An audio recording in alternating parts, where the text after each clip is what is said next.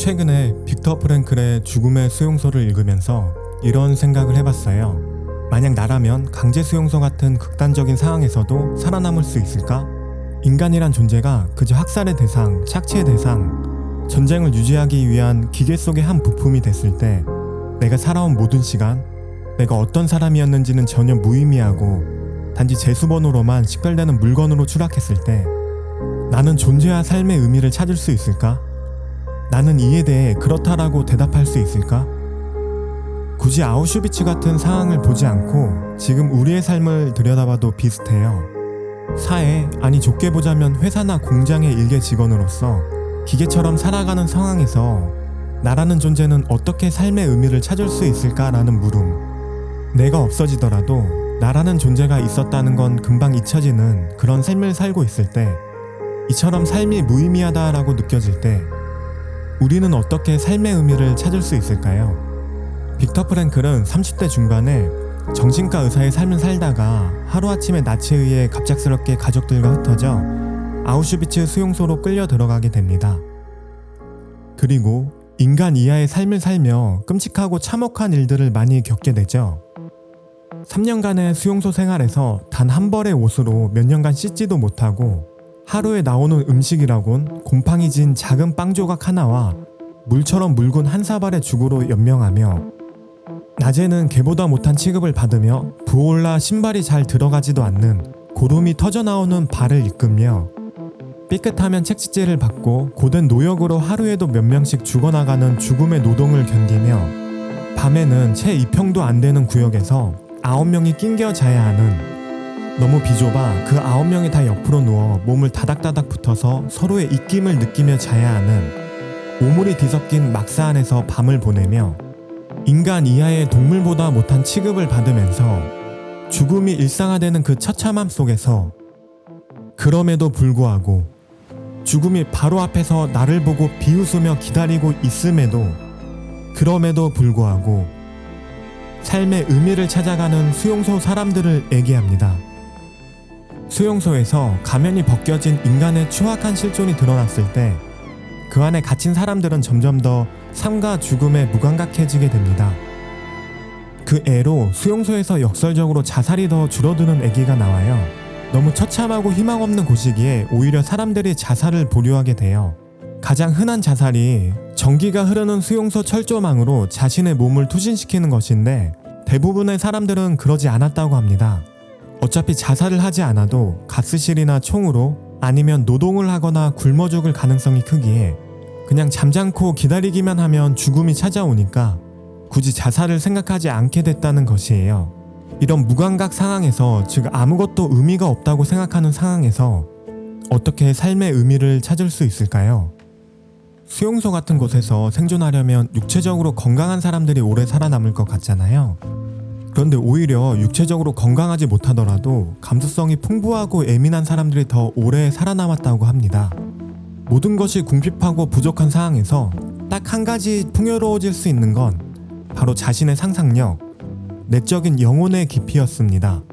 육체가 아닌 오직 정신과 영혼의 힘만이 수용소에 갇혀있더라도 자유가 넘치는 세계로 도피할 힘을 주었다는 거죠.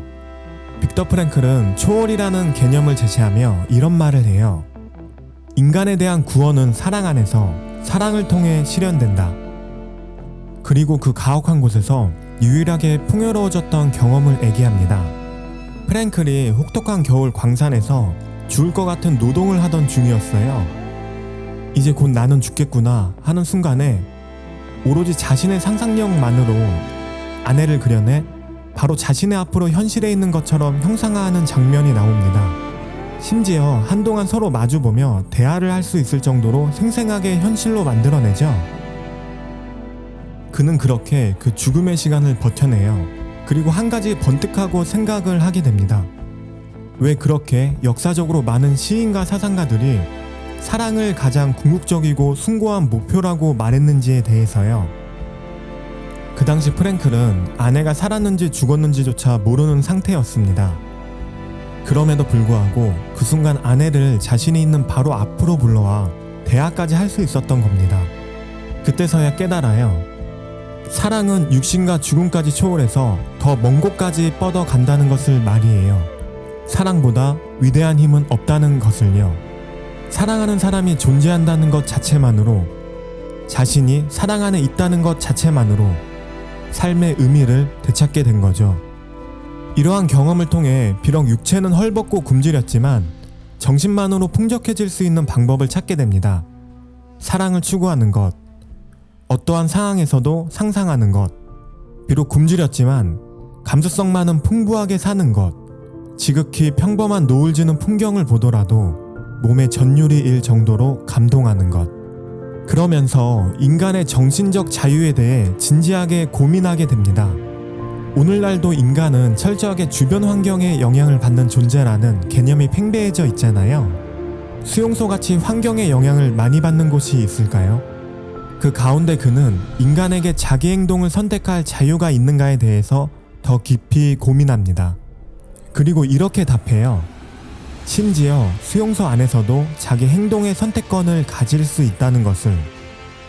아무것도 할 수 없고 주어진 고통을 명예롭게 견디는 것만이 자기가 할 수 있는 전부인 상황인 수용소 안에서 곰팡이 진 빵 한 조각으로 하루를 견뎌야 함에도 누군가는 자신이 가진 마지막 남은 빵을 다른 사람에게 나눠줬다는 것을, 누군가는 타인의 삶을 지키기 위해 자신을 희생해 죽어간 사람이 있다는 것을.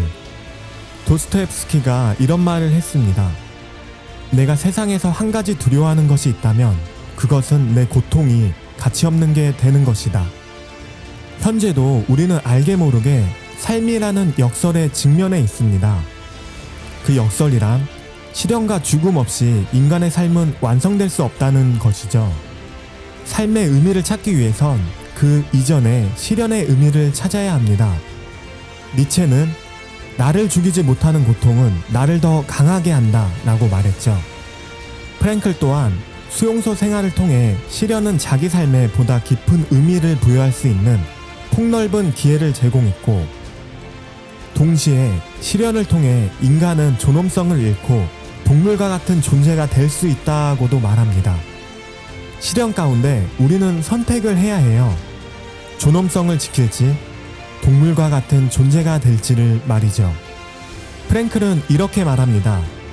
당신의 실존에 대한 최종 책임은 심리적, 육체적 요인에 있는 것이 아닙니다.